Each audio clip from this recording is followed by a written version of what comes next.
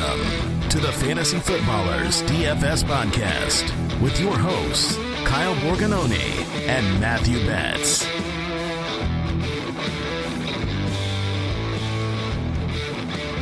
Welcome in, October 18th, here at the Fantasy Footballers DFS Podcast. I'm your host, Kyle Borganoni, and I am joined by a very happy man, Matthew Philly Special Betz. Yes, sir. What a weekend for Philadelphia sports, Kyle. It was glorious. We had our Friday night victory. Perhaps you're familiar with against the Braves. Saturday, sealed the deal. And then Sunday Night Football, my Eagles just came out and we took control of the NFC East. No big deal. Headed into the bye week. We're feeling good, man. Feeling good. Not going to lie, it's a very good time for you. Flyers are great too. I think, are they 2-0? They're 2-0 as of today. We'll see. They have a pretty difficult game tonight, but we'll take it. They were terrible last year, so I'm just happy if like one of the teams for Philly has a good year. So the fact that two of them right now are crushing makes me a very happy man. Huge Padres fan here. Just a big Padres fan. You're a terrible human being. One, because they beat the Dodgers, but I just it's a sad feeling as a Braves fan. It's a sad feeling because the Phillies are one of those teams that shouldn't be in the playoffs. I don't need to talk baseball anymore. I do need to talk to you about the fact that you, my friend, are on a hot streak. 6 out of 6 weeks cashing and hitting the line. Are you worried about week 7? One of these weeks, I am just going to get absolutely steamrolled. That's how this game works. I've been super fortunate, like in cash, to kind of just come out on the right side of, like a 2v2 or something like that, where it's one player versus another or two players. It was super lucky for me this past week. I really was struggling, and I was like, oh man, this is the week it all comes crashing down. It happens every year. There's one or two of those weeks you feel it. And Stephon Diggs, I love you. I love you, Steph Diggs, for what he did. We talked about him on the show as kind of one of our guys we had to have. He was just unreal in that game. Yeah, he was one of the players I had locked in early from the week, and I felt like that was a good call. A couple others that I mentioned in my cash lineup review. If you want to get more content, you can find all of that in the DFS Pass. Use promo code DFS Pod to save 10%. I want to give a shout out to one of our faithful DFS Pass members, Discord members, been someone you maybe heard on the podcast before, Kendall Lowe. Dude, great win this week. He got to share that and share with us on Twitter and said, if you aren't following Borg Betz and the DFS Pass, get on board. And yeah, I think for a lot of people, they may be plugged away for a while and it just takes 1 week in DFS. And it's great because you get to start all over this week with us. So if you want to get all of our content, our picks for DraftKings, FanDuel, roster percentage report, wide receiver, cornerback matchups article, all that stuff, you can get that in the DFS Pass. But let's review cash from this past week. Straight cash, homie. There was very, very small margin for error this week. Very small because the chalk was super condensed. And that's a good teaching point for anybody because we don't project cash roster percentages. It's not something that we think is really easy to do because of the fact that people are playing at different price points. We've talked about this. But we knew going into it that there was going to be plays that were super, super chalky. And, I mean, Josh Allen hit, 75, 80% in cash? Yep, Ramondre. Double ups, yeah. Ramondre was the same thing. Like, if you didn't have Ramondre, you were likely buried unless you got lucky somewhere else. But talk about this past week in the chalk. Yeah, I mean, it was just one of those weeks, right, where like it was so clear how to build. It was Josh Allen, it was cheap running backs, and then you kind of pick your wide receivers that you like. Tyler Lockett, everyone played, and then it was like, do you play Diggs and go down to like Rondale Moore, or do you spend up for Mark Andrews and go somewhere else? And the tricky thing with these slates when it is so clear is that there is a smaller edge in cash because everyone is on the same plays. And, we talked about it. The slate's getting a little bit smaller with bye weeks, so the best plays are going to condense. This past week, I think, was an extreme example. We just had unreal amount of running back value, especially with the Cam Akers stuff that happened. That opened up Darrell Henderson over the weekend. So there was 3 to 5 guys that you could plug in, and I would have had no issues with anyone playing any of those running backs. So it was just tricky because, like you said, the error margin was so small because those guys were such strong projected plays. If one of them failed and you had them, you probably lost. And that's not the normal for cash. It's just this past week, there were so many good plays. It was almost like there was too many good plays. Yeah, my 2v2, I came on the other side where I had a lineup with Andrews in it, and I decided because I wanted to have a 3 running back build, I basically would have had to sacrifice it elsewhere. So I ended up at the same price point going to Evans instead of Andrews, and that's what cost me. I was 2-3 points off the cash line. But yeah, it's one of those things where you're making decisions every single week, and I have people that ask questions in our Discord all the time. Give me the idea of what the best strategy is. Like, there's an opportunity cost for every single pick. You and I, we paid up for Allen and Diggs. That is a massive amount of our salary that we're saying had to hit. And luckily, there wasn't a lot of quarterbacks that went off on the slate, unless you had Joe Burrow, which people weren't playing in cash. So because of that, we were saying there's a good opportunity cost with Allen and everything else. But if that didn't hit, let's say Allen finished with 20 points and Diggs had 15 points. Like, that would have been a very different week for us because of what we were spending and, how popular they were. But yeah, any other last thoughts about chalk and how to handle it? Because I feel like this week it's not going to be the same. No, it certainly shouldn't be. Hopefully not, because that edge last week wasn't as good. But with this past week too, like, I think if you played Benjamin and he didn't do great for you in cash, that's okay. He was 87, 88%, whatever. Like, if you didn't play him, I know it's kind of a results of a process sort of thing, but like, if you didn't play him, that's a mistake. I think he was so cheap, predicted so well. Even if he failed, it was a good play. Ken Walker was kind of in the mix for a lot of people, along with Darrell Henderson. That was kind of a sticking point, I feel like, for a lot of people in cash. I had Henderson in my lineup initially going into the slate when it locked, but because it was late, I was able to switch. And the reason I switched is because I played Jags D, actually, instead of Carolina. Who saw Matt Ryan dropping back and finishing as the quarterback 2 on the slate? If you would have told me Matt Ryan had 50-plus attempts, I would have said, oh, the Jags probably smashed because there's so many opportunities for sacks, turnovers. No, he was incredible, which is just crazy. So I was behind for them, and then Zach Gentry was a failure too. So I knew at that point, like, am I going to play Darrell Henderson, who I think is probably a safe bet for 15-ish points, or do I just take the unknown of Ken Walker, who could go for 120 and 2. That's rarely in Darrell Henderson's bag of tricks. So I opted with more upside with Walker, and clearly that worked out in hindsight. But again, just those little small things to think about, little edges that we can get in how we're constructing our roster and what we're really searching for in certain scenarios is the way that you take your cash game to the next level. So make sure that as it's Tuesday, we're going to give you later our salary standouts. Have a cash pool. If it's a spreadsheet, notebook, whatever it is, write those players out there. But don't get stuck and say, this is the only player I have to play them. I don't know, this is off the cuff. I think I usually have maybe 2 players that are must lock. I'm not changing. Last week, really the only ones were Ramondre and Josh Allen, and then Diggs pretty much ended there by Friday. But other than that, okay, yeah, that's true. We got the information on Thursday, but usually there's only about 3 guys that I would say are locks in my lineup. You need to be able to be fluid over the weekend. So let's talk about week 6. I mean, we'll call this one week 7, though, because last week was week 6. State of the main slate. It's funny because I'm editing articles on the site that are all about recapping week 6, but we're going to week 7. And you know what? Who cares? It's our show. We can do whatever we want. Let's talk about the Week 7 main slate. Reminder, each week we will be referring to the DraftKings Sportsbook line. It's where Betz and myself play. You can go to sportsbook.draftkings.com. And I'm not going to take a victory lap. Yeah, you are. I will say that this bet is looking pretty good. It's the Cardinals under, where I picked the Cardinals to win. I think you did too this past week. But that under 9.5 wins is looking pretty good on the year. You're feeling the same way?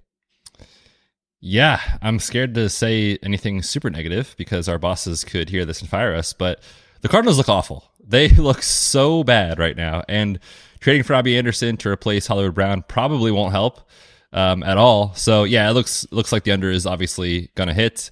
That closed too at 8.5. You bet it at 9.5 as I did, so that looks really good. I will say for me, just checking in with one that I made, not necessarily on a team, but we talked about it last week on the show, the Najee under, his rushing and receiving, again, continues to just not be efficient, and we have an under on his total yards for rushing on the season. That looks incredible if you're with us for the player props for season long. So that one looks like it should cash, barring an crazy turnaround for Najee's efficiency. This week, we only have 11 games on the main slate. Some teams on bye. You probably heard it everywhere, but Bills, Eagles, Rams, Vikings. The crazy thing is the wide receivers, right? Steph Diggs, Justin Jefferson, A.J. Brown. We also have Tyreek and Waddle off this slate. So I think this week is going to be interesting about how people build, because paying up for wide receiver is usually something we say in GPPs to get different, but there's a couple plays that are super obvious to me when we get to the salary standouts. It's just going to be a different slate. So only 11 games. We do have more in the afternoon window that I think will be enticing. And overall, I think this slate is just a better one than it was last week, where really only 2 games stood out. So give us the 50 plus total games. Well, you said games. Dang There's it. one. There are not multiple. There is one, and it is hanging on by a thread. It is the Seahawks at the Chargers. Total is currently sitting at 51. The Chargers favored by 6.5, which feels fishy after last night. It opened at 7. It's been bet a little bit in the Seahawks' favor to 6.5. And then also, this one has been bet down 2.5 points already. So this slate, you said it looks better. I love these slates because I think they're more challenging for DFS players to play. It's not as obvious who to play, because you can just look at the games and say, oh, the 50 plus total, just go there. This one, I think this is going to be a super low scoring slate when you talk about who's off the main slate with the quarterbacks and the stacking partners and Josh Allen and Jalen Hurts and all those guys. This game could close at 49.5, or we could have 0 games over 50 on this slate. It's kind of wild to think about. These are my favorite kind of slates for GPP, because what is the second or third best game on this slate? I think that you could have a different argument from almost anybody out there. Like, I think I could pick 2 or 3 different games and say, oh, this could be it. So by the time you and I talk later on in the week, I'm going to be looking at where our roster percentages are at. And if I'm stacking certain games, which one's coming in way lower and which one has value in terms of what their salaries actually are on DraftKings and FanDuel. So I like this slate. I think it works really well for our strengths. Give me the teams with the 5 highest team implied totals. And what's also interesting is that this slate has a lot of heavy favorites. Yeah, all 5 of these teams that I'm going to mention they're playing at home and they're home favorites by at least 6 points. So basically a touchdown or more. So it's a really interesting slate when you think about maybe just onslaught stacking and kind of how that looks from a roster construction standpoint. But those 5 teams are the Chargers at the top, 28.75, the Cowboys, 27.5. I have some questions about that. The Bengals at 26.75, the Ravens at 26.5, and then the Raiders coming out of the bye week at 26.25. Those are interesting teams, but they're also teams we haven't really talked about. Like the Chargers has been a minute. The Cowboys have been a team that we mostly stayed away from fully stacking because of Cooper Rush. And the Bengals finally got their mojo back last week with a pretty nice win, come from behind against the Saints. So yes, definitely the teams that we're not used to. Like, there's no Bills, there's no Eagles, there's no Cardinals. Those are the teams that we've been talking about, so it should be different. Which game do you think is going to be the most popular this week? Yeah, I'm going with one that wasn't even listed in that, 5 teams or even in the top, game total. I'm going with KC and San Francisco. And I think when people look at the slate, they're going to see Kansas City and they're going to realize that they've been giving up a ton of production on the defensive side of the football. And you look at what the Niners just did last week. They had to come from behind against Atlanta, so their numbers look really good with Jimmy G's passing. I know he was one of the streaming candidates this week on the main show. And it's got a lot of star power. You've got Travis Kelce, you've got Patrick Mahomes, you've got Debo and Ayuk who just went off. So there's ways that you can stack that game up for sure. And when you look at kind of, again, quarterbacks that can separate on the slate, the list shrinks really quickly. It's like Lamar at the top, and then maybe Mahomes is like tier 2 because he doesn't run the football as much. But outside of those guys, it's kind of a middling group of pocket passers. So I think that one's going to be popular. I'm not sure I'll handle it yet if that's the case, but I think there's definitely options there for sure. Yeah, I like that game. Jimmy G was serviceable last week. Kansas City's allowed 15 passing touchdowns and has 1 INT. So the ratio is great. I love Debo. I can't wait to talk about Debo later because of what he is as a hybrid wide receiver, a wide back. So I think that's going to be a really fun game. It's in the same afternoon window as Seattle and Los Angeles, the Chargers. So I think it's going to be between those 2 games. you could make an argument about Detroit and Dallas because people still think Detroit is just printing, fantasy points. But that game could be really slow, and it's been bet down, right? That one hasn't bet down yet, half point. I could see that game being super slow. We'll still have to see. Dak's supposed to be able to start, but Detroit is not an automatic anymore. I don't think people can just say, let's chase Detroit games. They're going to be high scoring. I think that one's not going to be as great. But Seattle and Los Angeles, I think, is going to be a great one. Give me the sneakiest game on the slate. I actually put down that Detroit and Dallas game, and the reason How that dare I put you? I know. The reason that I put it is because no one really knows what this game is going to be, which is why I want to lean into it if the field is not. I don't know if they are. If the field's playing it, then maybe we go the opposite. But I was writing it up in the Vegas report on the site, and I kind of just said, the betting lines suggest Dak Prescott is 100%. I have no idea if he's 100%. No one knows if he's 100%. But they're favored by a full touchdown. Their team total is one of the highest on the slate. And it's got a decent total relative to other games on the slate. So the Vegas markets are assuming Dak Prescott is good to go. If that's the case, this Lions defense is god-awful. If he is 100%, CeeDee Lamb's ceiling is much higher. The running back ceiling is much higher, et cetera, et cetera. And then we've seen Jared Goff, when he is pushed, he has to just keep going and throw. It's in a dome, indoors. Coming out of the bye week, Amon-Ra is back, presumably. DeAndre Swift is back, assuming that as well. And if that's the case, there's a lot of ways that I think this game can get there. That said, if Dak is not 100%, as we've seen with many quarterbacks coming off the thumb issue, Russell Wilson last year, these offenses can sputter. So it's a game that I don't have a great lean on. I think I'm going to do the opposite of whatever the field does. That's probably a good way to look at it then, is what you're saying is, I don't know how people are going to respond because we haven't played DeAndre Swift in 3 weeks. Amon-Ra, when he returned from injury, was barely played and then just went on the bye. So I almost don't know what the field is going to do about those players because before, that's who everybody was playing the first couple weeks of the season. So that's a good thing to notice in our roster percentage report. How are people responding? And then you can kind of flip and go the opposite route, especially in tournaments. I'm going to say Houston and Las Vegas because there's room on the Texans side. Yeah, I'm going to start with the Texans, where they can actually provide value against a Raiders defense that is the worst against fantasy quarterbacks and the worst against wide receivers. So I just think, and maybe this is a contrarian take, I think that there's some value where you can have some mini correlation. I know Josh Jacobs is going to be super popular. He's going to project super well. And if Devontae Adams plays, which all the legal stuff says it's going to be pushed till later, I want a piece of this game. I think it's...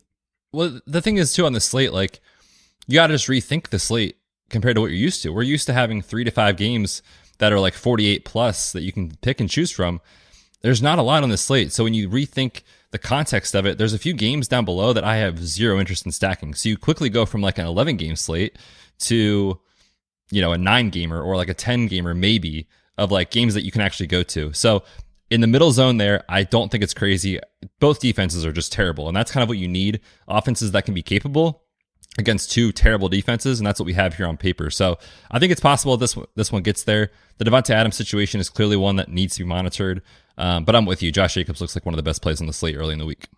I love the positioning of this game in the afternoon. So it's with that Kansas City and San Francisco game. It's with the Seattle, Los Angeles.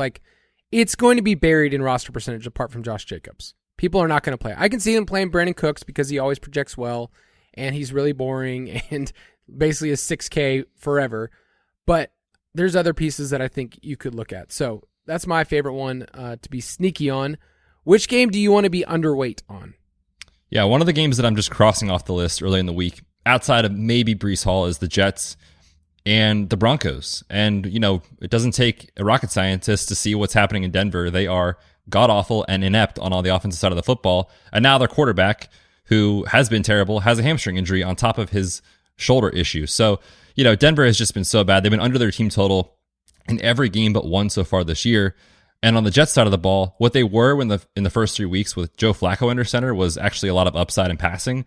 They have completely morphed with Zach Wilson under center, and you can't really fault them because they're winning, so why would they change? And they've been below league average in pace and pass rate in 3 straight games. So if they want to run the football and play slow, and Denver can't do anything, and Denver's defense is elite, how does it get there and how is their upside? I just don't see it. So for me, no interest in Jets and Broncos. Yeah, it's tempting because you have players like Breece Hall in this matchup. You have Cortland Sutton, but I just can't see that game hitting, over 45. It's just not something you want to look at. So I'm going to stay in a vein where I didn't think I'd be, but Green Bay is a team that I just want to avoid. Other than Allen Lazard, you haven't been able to bank on anyone at all. You can't figure out their running game. And this week, they play Washington on the road. Both of these teams rank bottom 4 in situation neutral pace. And we're getting Taylor Heineke, which Taylor Heineke's a wild card. He's kind of a fun player for fantasy. And his splits with Terry McLaurin, your boy, are actually pretty good compared to what Carson Wentz has done. So can I talk you into Terry McLaurin this week? Probably not, because this team loves Brian Robinson, and if they can feed him 20 touches against Green Bay that ranks bottom 5 in DVOA rush defense, they're going to do it. So, yeah, I mean, Taylor Heineke's kind of one of those, like you said, he's a wild card. He can throw for 300, or he could throw for 115 yards, and no one should be surprised by either. Last year, he averaged 220 passing yards in his starts and 1.3 touchdowns. So, no thanks. That's what it's going to be established with Brian Robinson, who's actually a fine price. I wouldn't mind him, especially on FanDuel, where he's going to get the rock. But this game just projects to be super slow, so I don't want any part of it. All right, before we move on, let's take a quick break.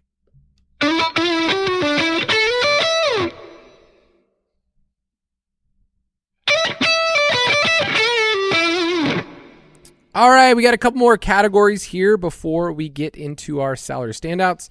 And I just realized, once again, that I am staring at a man that's sporting a goatee.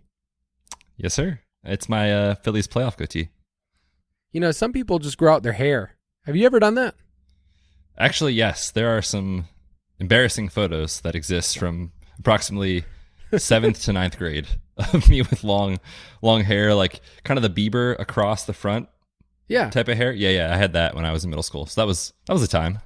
So it's out there on the dark webs is what you're saying. Yes, exactly. Now, it's been a while, but a year ago, you remember you were staring back at someone that had these long, luscious locks. What happened? Oh, yeah. Some days I look back at that and say, were those the glory years? I was 34 years old. It's all downhill from here. I've been going downhill since 4th grade, but I do miss the long hair. All right, let's go back to this. Which team on the Week 7 slate are you most confident hits their over? I'm going to take the Ravens. I think this is a good bounce back spot. They obviously kind of fell towards the end of the game last week against the Giants. Hey, now watch out, the Giants. But they're going up against Cleveland this week, and Cleveland just made Bailey Zappi look like an MVP candidate under center. It was so bad. Cleveland's defense has been atrocious. They currently rank 31st in DVOA, 30th in EPA per play, 28th in yards per play, and 26th in play success rate allowed. The Ravens have been good. They just need Rashad Bateman back to open it up for Lamar Jackson. So I'll be going to the Ravens for sure this week. I think they're a good play. I'm in love with the Bengals this week. I know. They're playing the Falcons, so it's easy for me to hate against my team, who Falcons are 6-0 against the spread? Yeah, and 3-3. Did you see what Jason put out about the Falcons? No, I don't think so. He was just asking Falcons fans how they honestly feel. And it was interesting. I'm allowed to say, hey, I feel kind of disappointed in our team, because ending the year at 6-11 is not going to help us. Because that's what it feels like it's trending towards. It's not going to help us long term. Right. Yeah. I mean, you don't want to be in the middle in the NFL. If you're in the middle, there's no hope, basically. And I'm not saying people think tanking means you just give up. They're not giving up. So I respect that they're winning. I respect there's winning culture. I don't love the way we're winning, because I don't think that long term it's going to work, and it is working. And so I think Arthur Smith feels justified. So all of that to say, I think the Bengals are going to smash at home against the Falcons. Their pass rate is on the rise. We'll talk about Joe Burrow in a second, but over the last 4 weeks, what if I told you that the Bengals rank number 1 in neutral pass rate? I love it. Finally, we're seeing this offense unleashed. And I think T. Higgins is going to be more healthy this week as well. So that's good news for Joe Burrow on top. Well, that just means all of our listeners are going to ask us, why do you guys keep talking about T. Higgins? Jamar Chase just had a huge week. We'll be talking about T. Higgins again this week. But I like Cincinnati. I think they'll take care of business. And I love their player. Like Burrow, Chase is expensive, but I think Mixon is fairly priced. I think there's some good value to have with the Bengals. Which team are you most confident hits their under this week? The 2022 Denver Broncos are the 2021 Jacksonville Jaguars. They have been hitting the under every week except for one. 15.2 points per game is dead last. 31st in play success rate. 31st in drive success rate. 28th in EPA per play. You could pick any stat you want to just show how bad they've been. I'm going to go under. They keep putting their team total at like 22.5, 23.5. That's too high for this offense, especially with Russell Wilson dealing with 2 injuries. Give me the under. I'm worried a bit about the Buccaneers. I know that it's the Panthers. I understand that they're huge favorites. What if I told you the Buccaneers have only hit their team implied total once this year? Yeah, that's sad. That's really sad, actually, because those two teams we're talking about, yep, we have those quarterbacks in our big dog squad. So enjoy Underdog. Enjoy our donation to your company because we are not going to win anything this year. The Buccaneers are like 10-point road favorites, and I get the Panthers are a train wreck. But it worries me about a team that we think is going to put up 30-plus points when they're just not as efficient. So I guess I was burned, and I want to maybe open this up to a bigger conversation. On-slot builds last week, and teams that we thought were just going to roll, like the 49ers. We were like, okay, they're going to beat the Falcons. The Buccaneers, they're just going to roll over the Steelers. Those didn't work out so well. So knowing that we have teams like that are like touchdown or more favorites this week, are you interested in some of those teams? Like the Buccaneers, would you be interested in double stacking Brady this week? I mean, on a longer sample size, we know that this offense, I think, wants to throw and throw at a high rate in every situation that they can. But that's what we said last week, and everyone knew the Steelers had all their starters out in the secondary, and they still decided to go with the run-heavy scheme. Clearly, it bit him in the butt. They lost, so maybe Brady kind of gets that fire back and says, we're throwing on every play, I'm taking over. And if that's the case, then yeah, I mean, you have a lot of interest in that. But the issue with that is that, Godwin's price went up. I think Evans is either the same or he went up a little bit. So you're not really getting a nice discount off of a bad week. And, Carolina specifically, as we saw with the Rams, they're going to do anything they can to hide their quarterback, whoever is under center, whether it's Sam Darnold or Jacob Eason, who's attempted 10 passes in his entire NFL career. It just screams ugly, like 21-7 or 21-3 type of game where they don't have to be pushed in the fourth quarter. So I think it is a slate where you can do that for sure if that's your philosophy. But like you said, there's more outs, I think, to this team, specifically the Bucs, than most people think. Yeah, the Panthers having a team implied total of 15 is not helpful at all for pushing it. So you really need the Buccaneers to put up 30-plus points and Brady to get there really quickly. So that's a team that you can take a piece. I think Fournette's going to project well, but I could see myself taking their under this week. It just doesn't feel as good. All right, let's talk about our salary standouts. Salary standouts. It's Tuesday, so we'll talk about the players that stand out to us on DraftKings and FanDuel. Realize that there will be value that opens up on the slate. Right now, we don't have any major running back news that we're saying this player you can plug and play in your lineup for the main slate, but that should change. As simple as I don't know, maybe you're more plugged in about injury stuff than me. What do we know about Jonathan Taylor? Yeah, I mean, he was close last week is what I was kind of seeing, but just wasn't feeling like he was quite there. So I assume he's back this week, but even so, just caution people, the offseason study I did with high ankle sprains showed that running backs in their first game back, almost all of them that return in 3 weeks or less, don't hit their season-long average in their first game back. Not saying he can't because he's Jonathan Taylor and he's incredible, but if you're looking at the data, it just says there's probably a little more downside this week until he's fully back to 100%.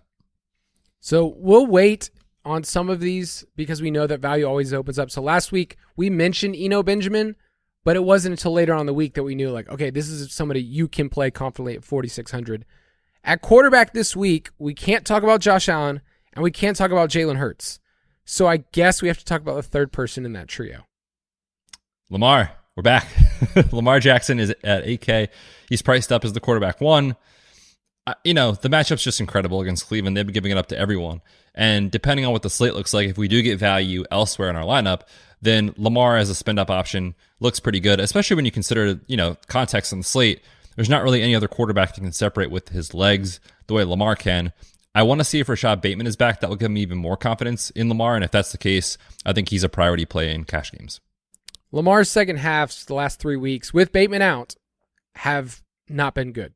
Like that's been the bugaboo where they just haven't been scoring at all. He's been committing a lot of turnovers. Second half this year, he has a 57% completion rate. If you knew you were getting that from Lamar Jackson, you would be worried about a ceiling, but he's still running the ball, still what we want. So yes, right now Lamar Jackson is our top quarterback play at 8K. I think he's a great one. I like Joe Burrow. If they're going to continue to pass the way that they are, pass rate over expectation, 6.9 against Atlanta feels like a pretty solid price. I think he should be in the 7K range, especially after what he did this past week. Any thoughts on Burrow? Yeah, I mean, if they are going to keep up with their pass-heavy approach against Atlanta, it makes a lot of sense. My only worry is just that we've seen Atlanta try to just suck the wind out of every single game and run the football as much as humanly possible, which, can just take away the overall play volume and just drain the clock. So I have some issues about overall game stacking in this situation. But I think from a cash game perspective, from a median outcome and projection standpoint, Burrow at below 7,000 is going to project pretty well against Atlanta. On FanDuel, I'll give you a couple other names. We mentioned Jimmy G against Kansas City. I think that's interesting from a tournament perspective. Geno Smith is down there at 6,800. He let everyone down this past week and takes on the Chargers this week, who've allowed the fourth most passing touchdowns. What are they doing with J.C. Jackson? They benched him last night. They paid a ton of money, and he's been a colossal bust. So, the Chargers secondary was one going into this year, you don't want to throw on them. I don't mind any matchup against them, especially in the highest over-under. Yeah, he's also coming off the ankle surgery, too, from this past offseason, later in training camp. So, yeah, it hasn't been great for them. They definitely have been a team you can pick on. Russell Wilson in the first quarter looked like he was finally back on track against this terrible secondary. So, yeah, you can definitely move the ball on the Chargers for sure, which is why I think that game is still sitting with a pretty high total. So, yeah, Geno, if everyone is just willing to throw last week, as the end-all be-all of what this team is, it was just 2 weeks ago we were talking about them as one of the best offenses in football, so I'm happy to go back to it. Yeah, it's 6,800 on FanDuel. I feel like that's a bit underpriced. Can I just throw this out just for kicks for this person's mother out there? Sure. Davis Mills is 5K. The general. That is hilarious. That if you scroll on there and you look, because he's got a great matchup against the Raiders, and we'll talk about some of their other pieces, but just buried behind other quarterbacks that are not going to be starting a game in the app. So just wanted to mention Davis. Mike mentioned him today as a streamer. Do you have those underpants? Yeah, I was going to say you better get those steel underpants on. Yeah, what's funny is he shows up as a good points per dollar projection because he's so low. And we're not saying play him. We're just saying that is really low. At running back this week, there's a couple of studs we really like. There's some other players that project as really easy chalk on the slate. So I'm just going to first say Josh Jacobs. I think he's going to be the most popular running back on the slate. Yeah, and for good reason, right? I mean, 6,500. He's the RB11 in pricing. He's just been unreal over the last month. And if, not to be too much of a football guy, but if you watch the games, he looks incredible, averaging 24.3 touches per game in his last 4, coming out of the bye week, presumably more fresh, against a Houston team that you just pick on every week with your running backs most weeks. So, yeah, it's a great spot. I think he's the early plug-and-play priority cash game option this week. Josh Jacobs is one of those players, when I think about those off-season episodes you and I do, where we project offenses and volume and all this other stuff, where he's one of those players that's okay, they didn't pick up his fifth-year option. They brought in Brandon Bolden, a pass-catching specialist. They have a new coaching staff. They have no loyalty to him. This is a New England system, and none of it mattered at all. Nope. Major regrets for me. I have 3 shares of him in best ball. I just pass on him every time, and that looks horrible in hindsight. What's funny is that after week 2, I regrettably traded for him in my main home league. I was just okay, I need a running back. I'll get Josh Jacobs. Now he's my RB1. I feel like it's such a smart man. All right, so Josh Jacobs, what we think is going to be chalk. I would say Kenneth Walker is going to come in pretty close behind him at 5,600 against the Chargers. He made me look stupid last week because I didn't think he would be as involved in the passing game, and he was. So I think Kenneth Walker is a fine play at 5,600, but we kind of like Eckler as well on the other side. So I'm assuming you won't be playing two running backs in the same game. Probably not. I mean, this one's a little tricky because Eckler, 60% of his value or whatever comes from the receiving game, like 16 targets last night on Monday Night Football, just ridiculous. And I wrote about this too, like in the Vegas report. I said, this game looks good from a on paper standpoint, but the Chargers offense is just so low upside right now. Like Justin Herbert, who we all think has one of the strongest arms in football, can push the ball down the field. He's 29th and averaged up the target. That is just terrible. And it's great for Austin Eckler's fantasy outlook because he's catching a ton of balls, but there's no downfield explosiveness from this team. So yeah, I think Eckler can play in the right scenario, even with Ken Walker, because like in Ken Walker's big games, he's ripping off long plays. Seattle, assuming that is the case, is having success. And so then the Chargers are throwing to kind of keep up, and that helps Eckler. So this situation, I think it's okay. I put him down as a cash option. Seattle's just terrible against pass catching backs. The slate context matters, right? If we get a lot of value to open up, then you can go up to Eckler. But right now, I don't think you necessarily need to, just given that we have Jacobs at 6.5, Walker at 5.6, those kind of names. Saving money is definitely viable. Saquon, another solid option at 7,900. It's a great matchup against the Jaguars. Last week, Deion Jackson had 10 receptions against them. Jaguars have allowed the second most running back receptions. He's pretty much game script proof, and he won't bust. So Saquon's great. Joe Mixon at 7K feels pretty low with his type of volume. 22.7 opportunities per game. The Falcons have allowed a first down on over 30% of their opponent's rushing attempts. So 30% of the time they get a first down, that's second highest in the league. So I like Joe Mixon as another expensive option. Any other names you want to throw out this week? Those are the ones that I definitely like the most. I'll point out too on FanDuel, I actually like Joe Mixon quite a bit. He's buried in pricing relative to DraftKings. Just 7.4 over there is really, really strong. So I like that. But no, those are definitely my top ones this week, early in the week. On FanDuel, I'll also mention Ezekiel Elliott, 6,900 against those Lions we've been picking on. And then, that's right. Big fan of Zeke over here, apparently, which is not allowed because we're Eagles household. Brian Robinson, we mentioned, he was the lone bright spot of pretty much the most poo-poo platter of a game you'll ever see on Thursday night this past week. But Packers defense, we mentioned, dead last in rush DVOA. He's going to get the ball. They're going to establish it. That's the Ron Rivera way. Wide receiver this week. I see some names on this list. Did you just copy and paste them from the last 2 weeks? Pretty much. Yeah. We're going back to Godwin this week, or at least I want to. He's back. He's over the hamstring and ACL recovery based off his role, as we saw last week. 89% of the snaps, 93% of the routes, 12 targets for a 31% share. Only, quote unquote, only 6 catches for 95 yards. He left a lot on the field. And so if Brady can regress back to kind of the average of what he's been over the last several years, which is incredible, then that means better things for Mike Evans and Chris Godwin. But I lean Godwin, just the price. He's cheaper, 6.3K. Feels like a nice cash play early in the week. Yeah, emotionally speaking, I lean towards Godwin as well after Mike decided to break my heart this past week. I'll throw out a couple of players in the middle tier that I really like. Amari Cooper, 6,100 against the Ravens, defense that we've been picking on a lot. He's more of a GPP play. He's been a Jekyll or Hyde situation where he's like back and forth, but he's the clear target leader of that offense. I think he's fine. Alec Pierce is one of the cheaper names I think people will go after this week at 4,600. There's a $2,800 price gap between him and Pity City, but in terms of targets per route run, it's just not that big of a difference. Tennessee's allowing they rank 31st in schedule adjusted fantasy points. Have you gotten to play around with that on the website yet? Oh, it's fantastic. I love it. That and the waiver wire rankings are they're great. I know we're company men here, but Jason, that's kind of like one of his babies. His spreadsheet babies is this schedule adjusted rank, and that's been really helpful to give people just another metric to look at than fantasy points. But yes, Alec Pierce I think is in a good spot. Can I talk you into Debo this week? Oh, brother. Are we talking about the defense that is dead last in DVOA to opposing wide receiver ones? Kansas City Chiefs?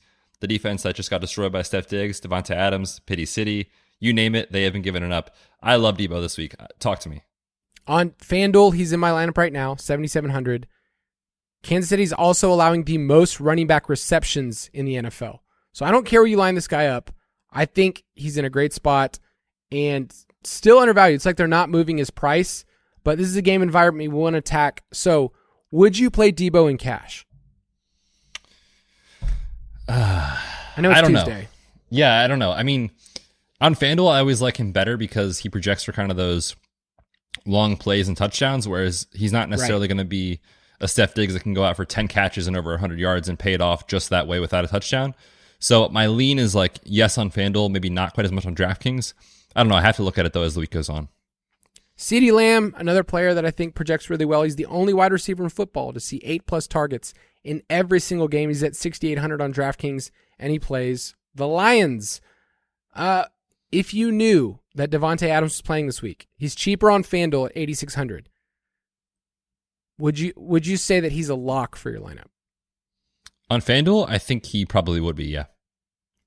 10.8 targets per game. His air yard share, I looked this up, 42%. It's like you're getting volume and down the field plays, and you saw that on Monday Night Football 2 weeks ago. Hunter Renfrow is really cheap. If for some reason Adams was out, I would be interested in that. Those are the main guys. I think some of the cheaper options this week, if you wanted to look at it, like you could talk me into Zay Jones. I don't know. There's not as much value early on in the week. I think this is one of those weeks where I'm going to be taking a couple of players in those middle range, and I feel like that sits well with our budgets. Yeah, and in that middle range too, like we didn't even mention Tyler Lockett. I know it was a really bad week last week. Same for DK Metcalf. The entire team just kind of fell on their face. But he's still kind of in that 5.8 price range. He hasn't really changed much. We just talked about the Chargers secondary being pretty vulnerable. So that makes a lot of sense. And then also throw out Romeo Doubs, 5K. Washington is a secondary we've picked on all year. You know, we don't like the game environment. Doesn't mean one or two of these guys can't pay off their tag. And at just 5K, you know, he's seen 8+ targets in 3 of the 4 weeks. Randall Cobb is going to miss this game. Sammy Watkins, as of now, is still on IR. He's eligible this week, but we'll see. So if both those guys are out, Christian Watson still hasn't earned a role. Like, he's going to be out there every play, and he can earn 8 to 10 targets in this game. Yeah, Lazard's a better value on FanDuel. He's at 6,600. So I think one of those two are definitely in play in that game. At tight end, as of this recording, I have Mark Andrews in my lineup, 7,400. We mention every week the same thing. Dude is a wide receiver, 33% target share, 105 air yards per game, and over 20 DraftKings points per game. I'm locking that in at that price right now because I don't have a punt play I'm in love with. Yeah, the cheap options this week, there's not a ton. I mean, you can go to K-Dot, I guess, at 2.7 against Carolina. You know, Cam Brate, I think, is going to miss this game. The neck issue and the concussion, it's his second one in less than a month, so that's always a little bit of a worry for a lengthy absence. So if K-Dot's the dude, you know, you can punt it off if you prefer to build that way. Also throw out Gerald Everett at 4K against Seattle. Seattle's just giving it up to everyone. We saw Zach Ertz last week go off as well. So if Keenan Allen still continues to miss, then Gerald Everett at 4K against Seattle looks okay.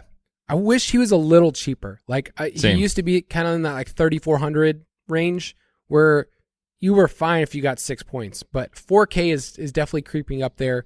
We do have Kelsey on this slate as well, so that's going to be a decision point where you have to look at the slate and say, based on the context, am I going to get buried by Andrews? Am I going to get buried by Kelsey this week? So think about that.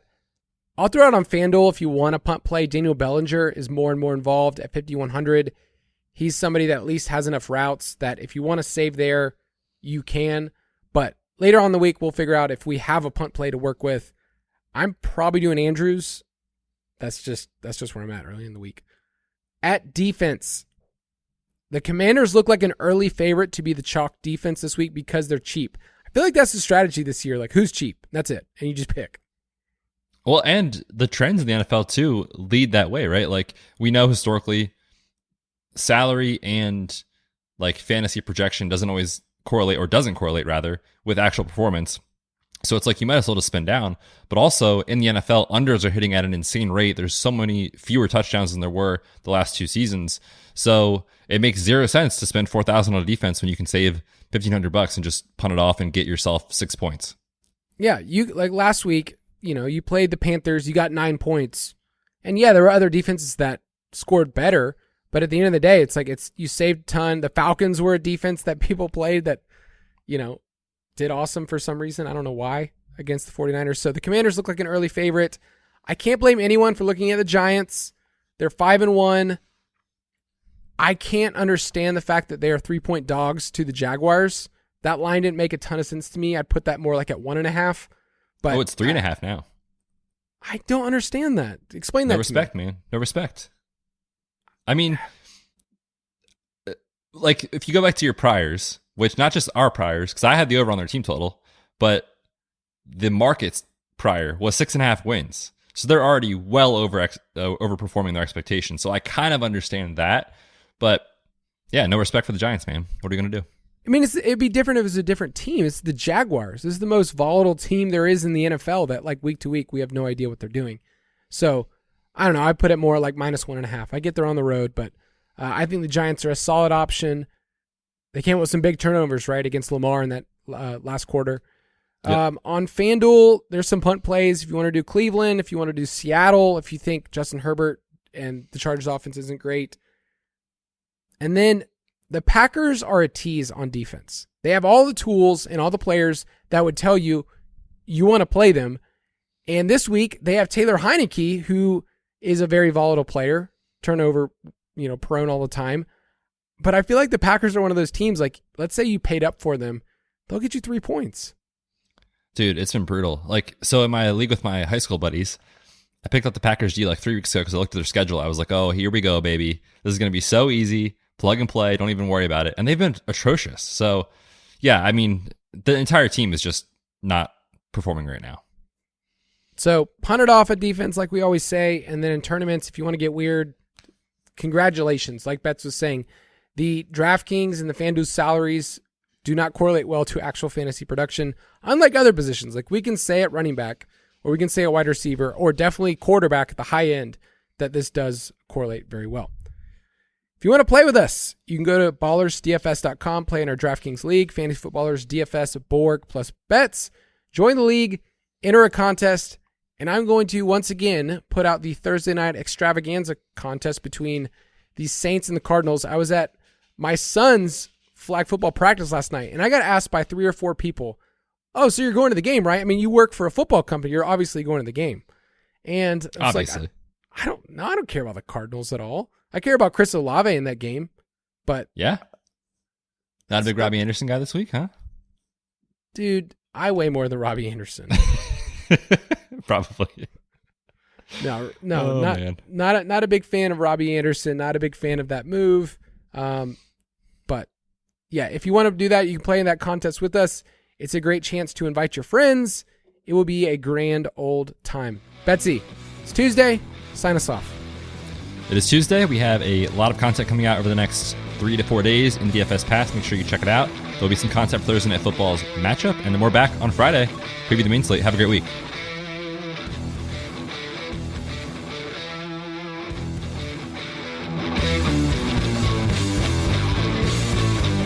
Thank you for listening to another edition of the Fantasy Footballers DFS Podcast. Don't forget to visit us on the web at www.thefantasyfootballers.com.